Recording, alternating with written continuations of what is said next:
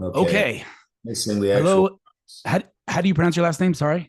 It's Czyzyk. It's Joseph Czyzyk. I'm a Joseph Chiswick. businessman. I've been in business for quite a few years. Semi-retired at this point.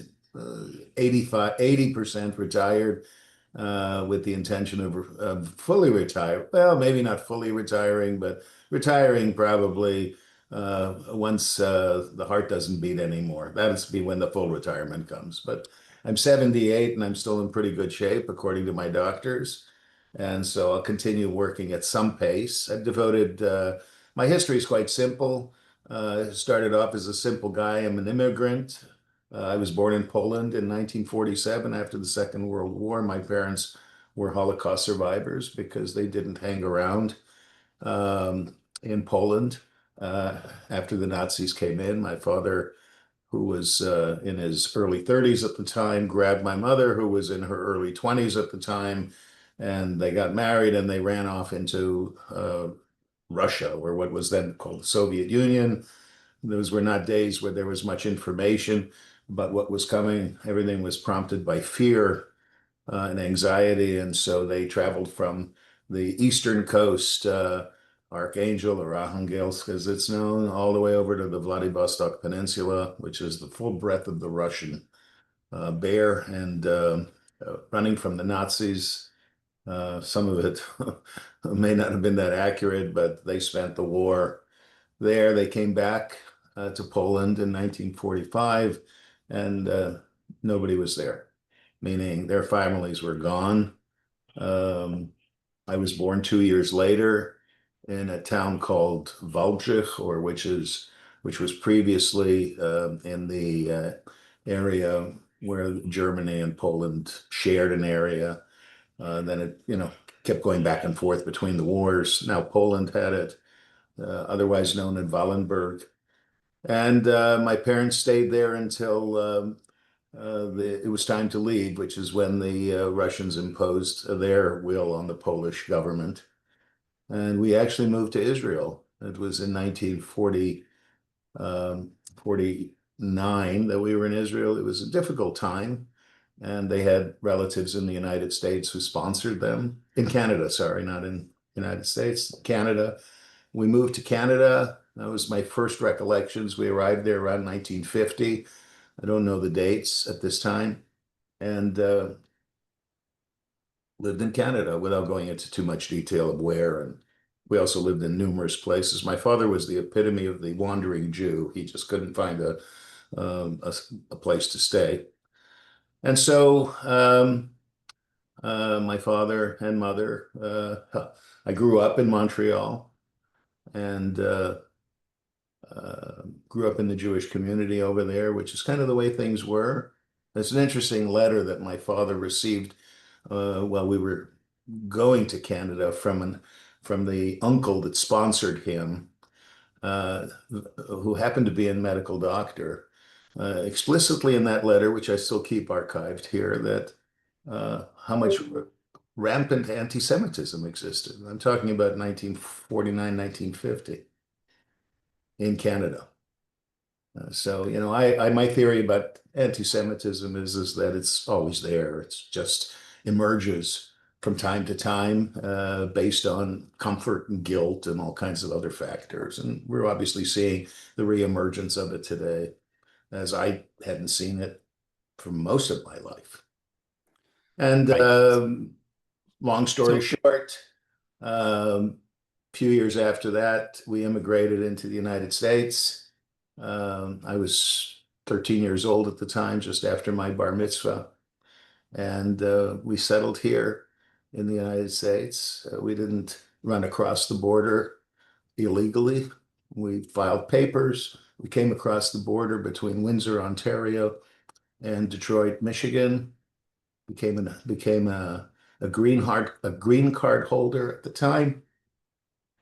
Father drove taxis, saved money, eventually wind up getting into a business. I went to uh, high school and we moved to Los Angeles. And I grew up here, went to school, joined the Navy in As soon as I finished as soon as I finished college, I joined the Navy. I felt a need to do that as a citizen, as a patriot.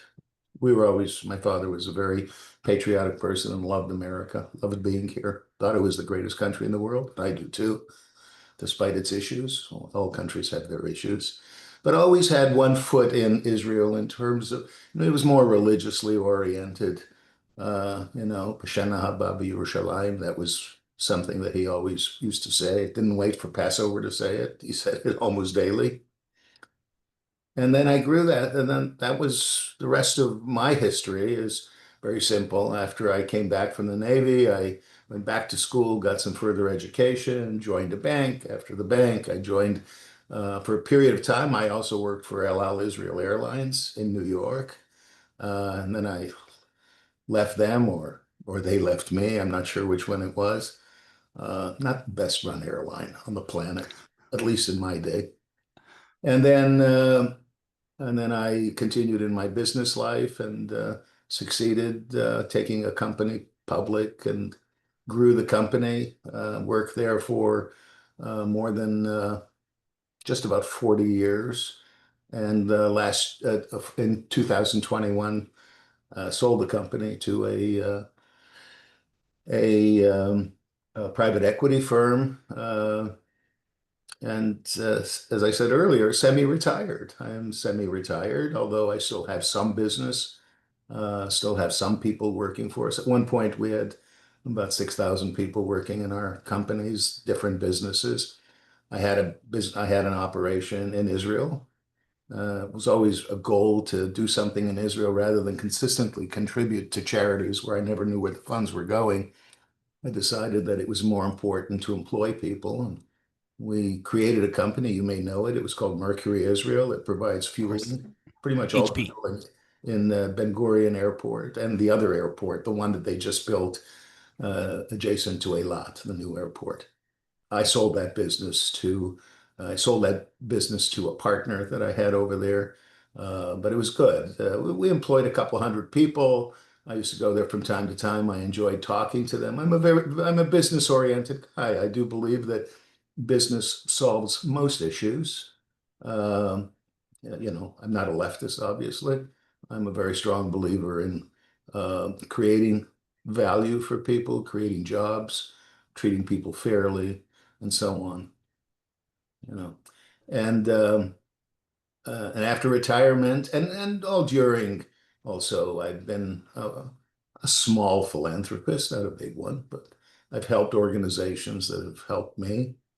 Um, I am on the spectrum of politics. I am certainly right of center, never was left of center. Uh, Kind of logic, left of center are great talking points, but they don't produce anything but poverty and misery. And that's the short story. I have um, four kids. Uh, Everyone is doing, none of them are in my business for some reason or other. They didn't want to be in it. They're all in different businesses. They're all doing quite well, married. We have grandchildren. None of them are incarcerated, thank goodness. And so that's I've done a number of interviews in my time, and this is an average one, about 10 minutes, tell you about a little bit about myself, where I come from and where I am in life. I have a lot of very strong feelings about Israel, not just, and I wouldn't say religiously. I'm a very, very, very prominent Chabad supporter.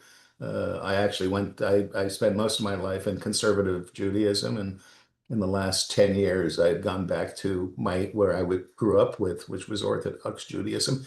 Not to the extent that I'm wearing, a shtreimel or hepe, I mean, I'm not that religious, but I look at what Chabad does as a very important part of retaining a lot of Judaism. I have one in-law who did become quite religious. He is part of the Lubavitch movement.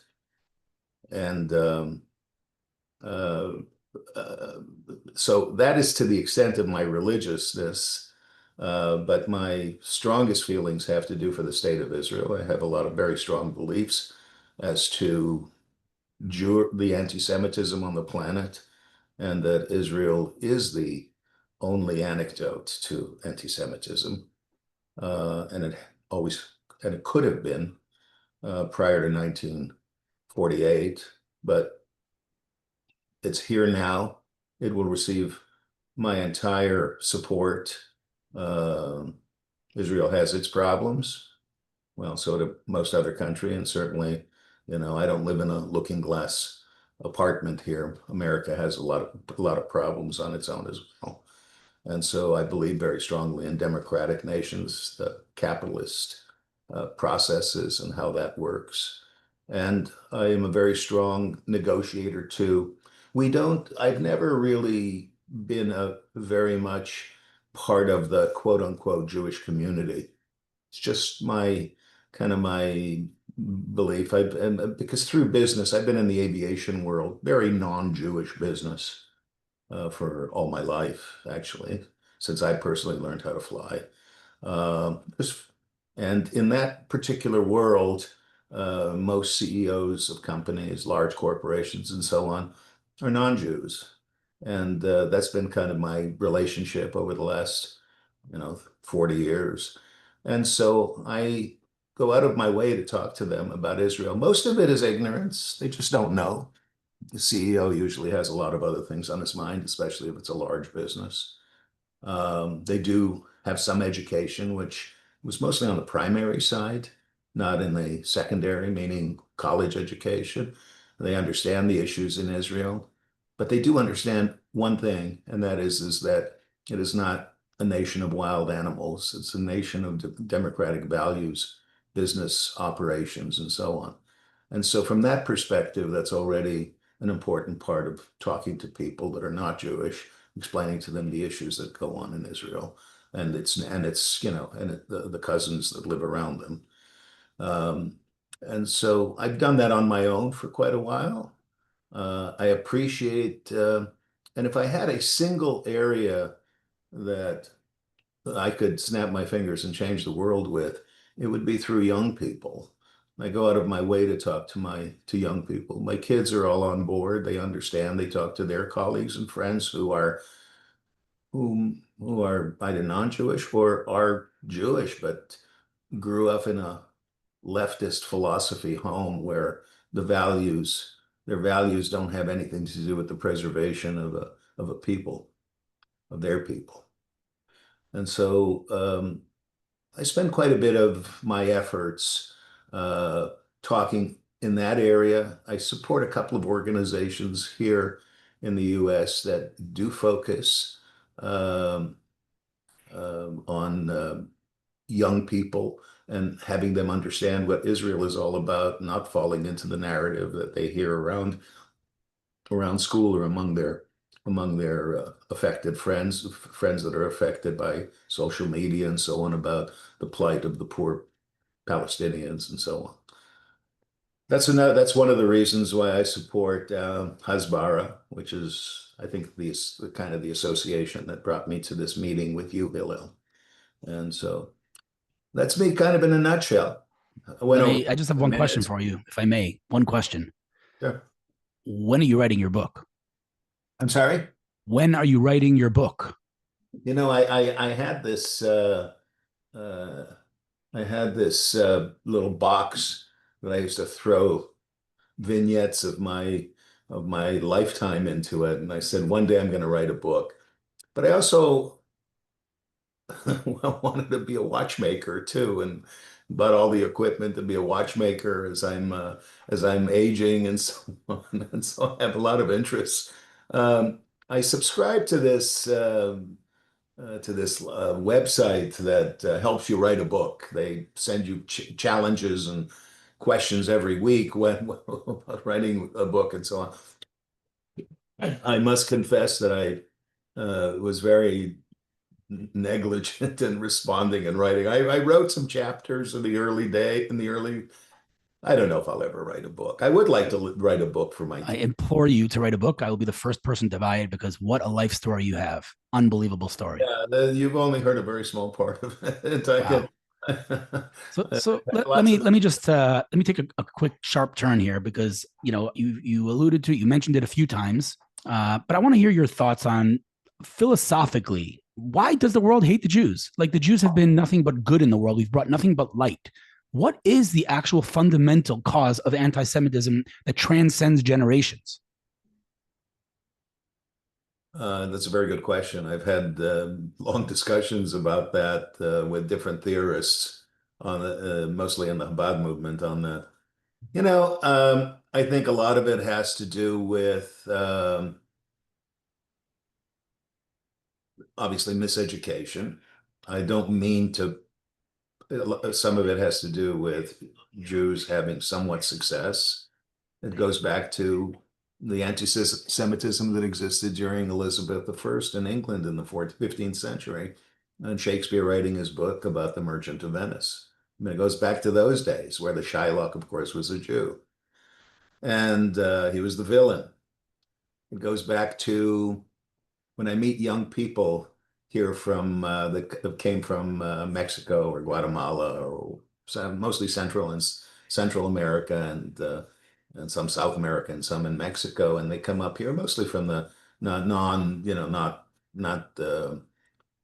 not from wealthy homes, and we start talking, and it's clear to me that the parish priest that is exalted in their little village and so on repeatedly tells them that it was the Jews that killed Christ. And So, so the answers are just endless. They're numerous. right, Uh, but if I may push back for 1 second, because this is something that occupies my mind throughout my entire life. It's that question because Jewish scripture says that anti-Semitism is built into the DNA of the universe and it's never going to go anywhere. And I accept that, but I'm also a rational person, and so I, right. I do I do search for that answer. And many of the things that you just said, of course, are causes of anti-Semitism throughout the generations. But if you're talking about jealousy, for example, it doesn't hold up because they hated us when we were rich and they hated us when we were poor.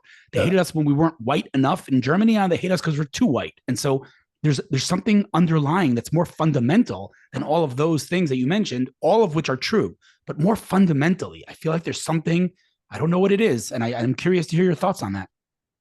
I do agree on the DNA aspect. I agree that the fact that it continues to emerge. I have one of my sons lives in New York, lives in a mostly Hispanic neighborhood. And when this whole thing started in October 7th of 23, he couldn't believe it. He lost half of his friends. And his friends were obviously in the neighborhood, non-Jewish, and he lost them. They just climbed on board, and it's almost like this latent uh, anti-Semitism just kind of came out. Did it come from the parents? Did it come from the community? It's hard to say.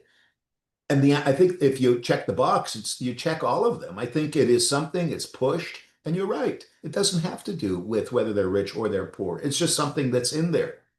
You want to There's know my also opinion?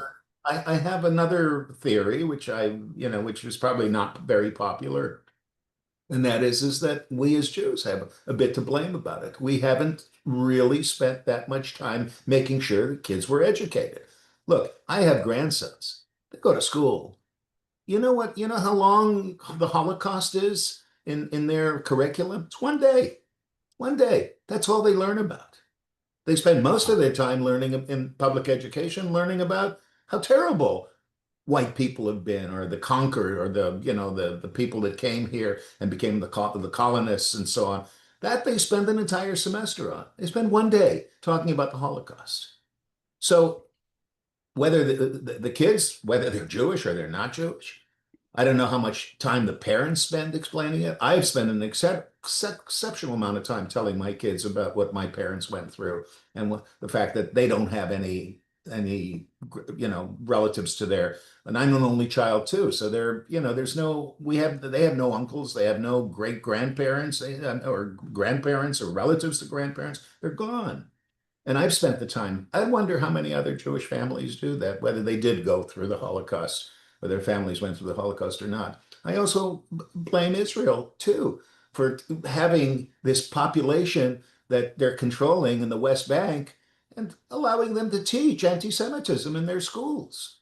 Why don't they take over that educational aspect within the West Bank? Or Gaza's a lost cause, but But why didn't they? And they've had an opportunity to do that for years. And it's like allowing a cancer to grow and trying to, to control that cancer by just throwing money at it and services and things like that. So we have some responsibility in that regard. It's a calm, an incredible amount of issues why anti-Semitism exists. And it has, in fact, as you say, it has actually crept into the DNA of very, very many people. It If I has. may, to play devil's advocate here, maybe push back a little bit.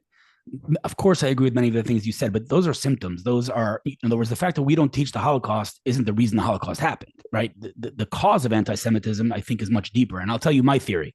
Since we're talking about unpopular opinions, what I'm about to say is highly unpopular, but I will die on that hill. I believe this, okay? And this is what I think, that if you look throughout history, it's the same script that keeps repeating itself. And the script is that there's an empire, okay? Whether it's ancient Egypt or Rome or Greece or Soviet or Nazi, there's an empire. And the empire is growing to the point of unparalleled power and influence. And the second it reaches that level, it throws morality out the window. That's the first thing that it does. It puts people to fight to the death in the Colosseum for the emperor's entertainment, right? Loses morality. And when it loses morality, it says, the empire says, we don't want morality shoved down our throats. And so they can't come after the creator of morality, AKA God. So they come after the messengers who brought morality to the world. Because how does the world know that it's immoral to murder? Because in ancient times, it wasn't immoral to murder. The answer is the Torah, the Bible. And so the Jewish people brought the Bible to the world, brought morality to the world. And when an empire loses its morality and loses its moral compass, it comes after the messenger, the FedEx, because they don't want to get their package. And that, to me, I think, is the underlying fundamental cause of anti-Semitism, which then is amplified by many of the things that you mentioned. Of course, everything you said is true, but I don't believe that's the underlying cause. The underlying cause is the lack of morality. And we're seeing it today in Western civilization as morality and moral relativism and moral bankruptcy becomes a trend, and moral clarity becomes such a rare thing that, again, we're seeing anti-Semitism skyrocket because, again, there is no morality. How do you then reconcile that the epitome of morality through the Middle Ages and into the days of today by the various denominations of Christianity is where so much anti-Semitism emanated from? Because I don't think it goes down to that granular level. I'm talking. I think it starts from the top. I think an empire, as an empire, the morality begins to disintegrate, and it will reach other parts of the population. But I think it's at the empire level. But listen, it is a good question. The whole Christianity thing. Of course, there's the Christ. That we killed Christ. Of course, there's that as well. All of these things are true. I always wonder what the underlying cause is. And I so much appreciate what you're saying, because I've had this conversation on dozens of occasions with different types of people, most, obviously Jews. I've even had this conversation with Douglas Murray a year and a half ago, and his theory is completely out of the. I mean, if you've ever heard his theory for anti-Semitism, it's almost like what's his name, Johnson, that the English historian that's written about the history of the Jews. I'm forgetting his first name now. Boris? And, I'm sorry? Not Boris Johnson? No, it's not. No, no, no. That he's a politician. I'm talking about the writer that wrote non-Jewish that wrote and it's something Johnson. I forget. I'm forget. It's not important. Okay. There's a book that he wrote in the 80s. It's called The History of the Jews. It's very pro-Jewish. But in any case, their arguments are really have a lot more to do with something happened with the Jewish communities, particularly in Europe, because there was no Israel, because there was nothing that the Jews could say, because they were guests everywhere. And then they tended to compartmentalize themselves by living in certain communities within, whether in for example, in Europe, they lived in London, they lived in Hampstead, which was at one point it was 80% Jewish. Not anymore, but it was at one point. Now it's Golders Green, right? Golders Green. There are a variety of different places in prominent cities. The Jews have kind of ghettoized themselves. The famous El Ghet that started off in Venice, right? And And he believes that that became a visual thing for the non-Jews to look at the Jews and see them in those communities and see the exclusiveness, and they married within. There was no marriage outside of that community, and no raising of families. Education was always best in those communities, to the extent that the leaders of those communities, whether they were the dukes of ancient Italy with their various different duke, uh, specific areas where they would send their children to these Jewish schools in these ghettos. And that, in their thought process, created this exclusivity, which then became the root of anti-Semitism. But again, that doesn't answer your question about whether they're Jews or whether Right. they're No, because first of all, Douglas Murray's a good friend, and I love the guy. But there's one problem with that theory, and that is that according to that theory, that the reason they hate us is because of our exclusivity and we're always separated. And then why do they hate us when we assimilate? yeah. When we become part of them, they shouldn't hate us, according to that theory. Hillel, I don't know that there is a single answer. There's Right. obviously multiple answers. A lot of them are from how people believe, how people find their version of anti-Semitism, and how they. We had a housekeeper not long ago, about 3 years ago, that came here for an interview. And my last name Czyzyk, CzYzyk. It's not Goldberg or anything like that. It doesn't give away my religion. And as soon as she came in there, she started talking about my former employees were Jews and they were terrible. Wow. Very, very vocal about it. Of course, we showed her the door 5 minutes after she started that presentation. That's wild. We find it from every perspective, and Hillel, I don't know how often you come to the States, but it's according to my kids, it's everywhere. Yeah. We belong to a couple of we have a few homes, and all our homes are on golf courses and private clubs and things like that. You wouldn't believe the conversations that go on. My wife is very good at, I don't hear that well anymore, but she does. And she listens in conversations where people are talking about Jews. So Crazy. whenever for me, I'm 78 years old. My recollection of anti-Semitism goes from what my parents taught me. I did experience it a bit in Montreal.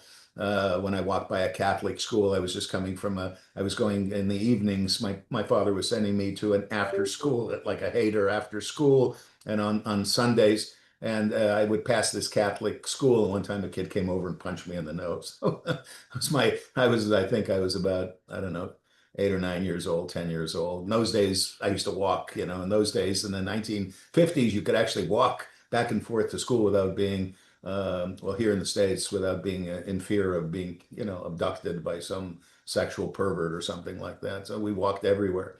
And that was my only experience. And then I spent the next, 65, 70 years without really much experience. I saw some in the Navy. I served in Vietnam. I was there on 2 tours. And the guy that my platoon leader, he was a blatant from a small county in Louisiana, a blatant anti-Semite, believed that Jews killed Christ and all of that. And yet I had conversation with him every day. And it was kind of like in his DNA, and he knew I was a Jew, but it was okay. He just hated the Jews. He didn't know Right. why. And so there's all of these, and obviously in my case, in his particular case, he grew up with that in school with his son when he went to Sunday school. And, and I've had conversations also with some ministers, not so many on the Catholic side, more on the Protestant side with the different denominations. And there is a you know there is a here in the States there is a very, very strong push among at least three organizations to convert Jews into Christianity. Right. It's almost like So we're the lost people, and how that will make us different, I have no idea. Right. So, So the anyways, question here, we could discuss that theory until the cat, until yeah, you know, the question here though is, being everything that we've said until now, how deeply rooted anti-Semitism is, not only in the West but throughout the world. you know, Each of one of us can do our part. So on my end, like you said, hasbara, that's what I'm doing all day long, fighting for the Jews online, right? I use my platform for that. But we, unfortunately, you and I have experienced endless anti-Semitism in the workplace, at least twice or three times a week. I expose some anti-Semite who discriminated against a Jew in the workplace. I've gotten many, businesses closed and sued and everything. That's my ability to use my platform. Your ability as a business leader is to sign this petition to make sure that Jews are safe in the workplace and that businesses do not employ anti-Semites. Tell me right. about that and your thought process. Well, with me, it's very, at one point I had quite a few people working in our businesses, and I was very clear with a lot of our people, and I didn't point it out as anti-Semitism. I just said that we have a zero tolerance policy as it relates to any form of religious discrimination. And, as you probably know, as a business person, we have to comply with certain local as well as federal regulations. But that was very adamant in my regard, in my in and you don't see it as much unless there's some kind of a rallying, and there never has been, not in my work experience. I mean, I was very open. We have a newsletter, had a newsletter, and I was unabashed whenever there was an interview with the CEO. It always talked about things I did with such and such Jewish group, or made a contribution to and got involved with another Jewish group. And certainly when I was involved, they had their own publication. So it was obvious that the CEO of their company was a Jew. Uh, I think there may have been a little bit more that people in my company would be afraid to say something like that. Um, I went out of my way too, and just in my own business, uh, to be good to my people, not because I'm a Jew, not because I wanted them to see Jews in a favorable light, but that's my nature. I've always been very pro-employee. I've always cared about families. I've always tried to structure the organizations that are more like families rather than a place that people come in and punch a time clock. Uh, and in my social, as I said earlier, our social activities are mostly with non-Jews. We have some Jewish friends, but most of our friends are not. And I go out of my way. And these friends are usually derived from previous business associations. And we go out of our way to talk about anti-Semitism in the world and how is it fair or unfair? And we question our friends about how they feel about it. Now, it's hard to say whether some of our friends are honest about it and whether they're just couching their remarks, knowing that we're sensitive about anti-Semitism and so on. But it doesn't stop us. We talk about it. It's our first topic. We don't talk about really too many other things. We talk about politics in general with our friends. Most of our friends tend to be right of center in their political viewpoints. We have some that are left of center. We don't associate too often with them, but. Um, we make it a point, and in business dealings, I belong to a business club here in Los Angeles. It's interestingly enough, I was whether this is a fact or not. I used to be the chair of the LA Chamber of Commerce, which is the largest um, chamber of commerce in the west outside of New York and Chicago. After it has been in existence since 1885. I was the first Jewish chairman they ever had. Wow, that's The unbelievable. private club that I belonged to is called the California Club. I was the first Jewish member they ever had. Wow. So whether there was anti-Semitism prior to me joining, which I think there was, and I've been in golf. I played in foursomes with with some people, business associates, where They say something about, well, they're trying to let Jews in here. This was at a country club that was known for not having any Jewish members. And I said, well, can I be a member? Oh, sure. I said, but I'm Jewish. Then silence. Silence. And then I say, what is it about Jews? Oh, no, no, no. We don't have a problem with Jews. It's just this club has been traditionally non-Jewish. I said, is that okay? I get the conversation going because I'd like to know. I really am curious. What is this thing about having clubs with non-Jews? What is it, this thing that the Chamber of Commerce for the entire LA area, where at least 15 to 20% of its business leaders are Jewish? Why hasn't there ever been a chairman of the board of directors that hasn't been Jewish? So I ask those questions. A lot of people don't know why. It's like you say, it's kind of in the DNA, but it doesn't stop Right. us, doesn't stop me. We keep doing it, my wife and I, and So that's I who have we to. are. I want to correct you on one thing that you said, because in the beginning of the conversation, you said that you don't consider yourself an overly religious man.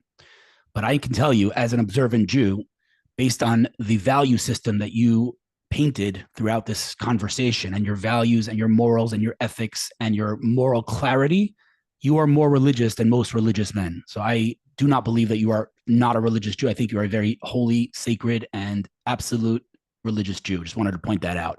I, Um, I thank you for that. That's very kind of you. But the reality is I haven't been to shul on a Saturday morning that's not in what 30 defines years. that's not that is a in my opinion, if I may, that is a misconception of modern definitions of religiosity. I don't believe the Torah measures a person based on how many times they go to shul. I think the Torah measures a person on their value system, the way they treat other people, and their view of God and their role in the world. And I think your role in the world. You've stepped into that and done incredible things. So again, I wouldn't call you a non-religious Jew, but anyway, that's No, semantics. But I understand where you're going. When I said I was not religious, I was referring to the fact that every the Friday before traditional, yeah, I got you. every Friday before the sun goes down, I get a phone call from at least two Chabad rabbis saying, "So we're going to see you tomorrow morning." And I said, sorry, I'm out of town or something like that. Right, you have another 40 years or so. So we're all right. Um, so let's just a little bit. If you could just tell me a little bit more about the thought process that went into you signing this petition. Say again, Signing the petition. well, I'm as I said earlier, I'm a very big believer in business leadership, in our in our system of doing business and how it influences all kinds of people, including government and so on. I signed it because there needs to be a gathering of Jewish business leaders and non-Jewish business leaders that understand the issues that are going on and need to stand up to it and need to say, you know what, if you're an anti-Semite, go somewhere else. As you may know, I also support Canary Mission, and I appreciate the information that Josh sends me on a regular basis about different people. I've never had a situation, although there was a colleague of mine at a prominent law, I'm not going to mention it, the prominent law firm, one of the bigger law firms in LA. And he called me and asked me about how do we know? How can we find out? Because there's a number of these really violent types that were involved. They were actually part of the law school over at UCLA, Loyola, USC's law school, and a couple of smaller sub-accredited law schools. And I said, I will put you in touch with Canary Mission and let them send you information on those people. And he made it clear that he's actually the managing attorney for the LA area. Not for the firm is based in New York. And he said he would get with his colleagues around the country and make sure that, in fact, they knew who these people were that were law school graduates and maybe looking for jobs and so on. So Wow. a lot of it has to do with that. Unfortunately, I don't have that huge workforce that I used to at one point, and so as a matter of fact, the people that are left are all kind of my age already. They're all ready to retire. I've already screened them out in terms of anti-Semitism and so on. And we're not really doing much hiring. So I rely on getting this information out to my colleagues that are still actively in the workplace. And that's what's important to me. And so, people know that. My wife, who started her career out years ago as a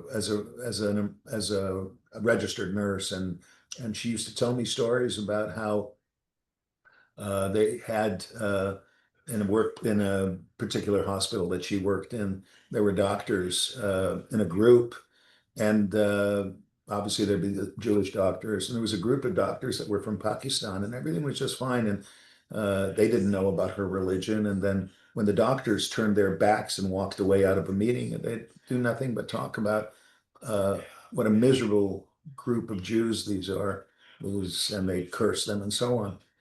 So Unbelievable. we've also affiliated ourselves with a couple of hospitals, and we've asked those hospitals in terms of what is their policy with regards to hiring people that are blatant anti-Semites.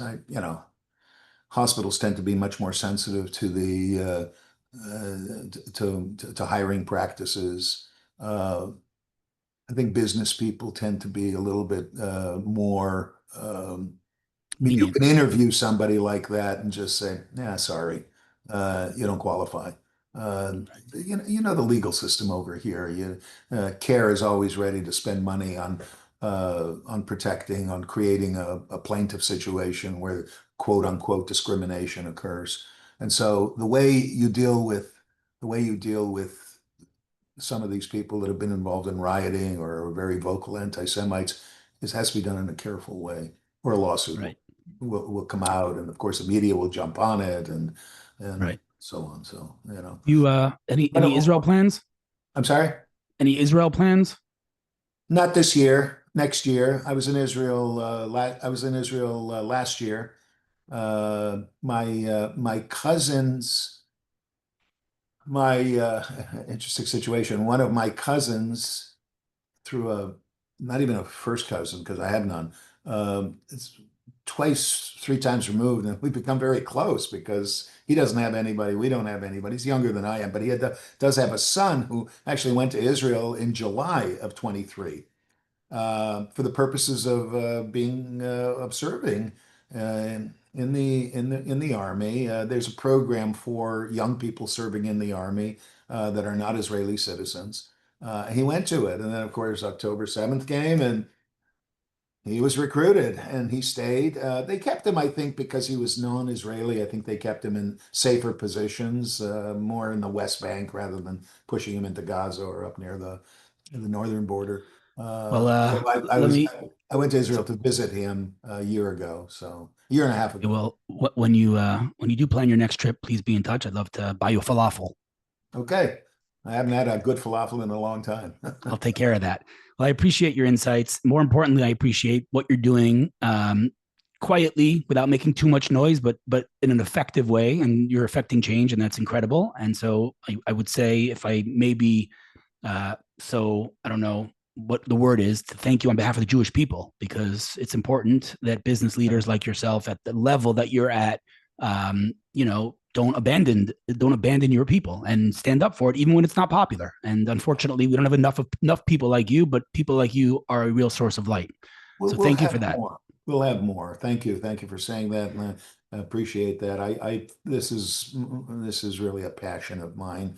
Uh, Obviously because of my roots and my family, but also for pure justice. And Right. I don't use that word like the leftists use, social justice and all that bullshit.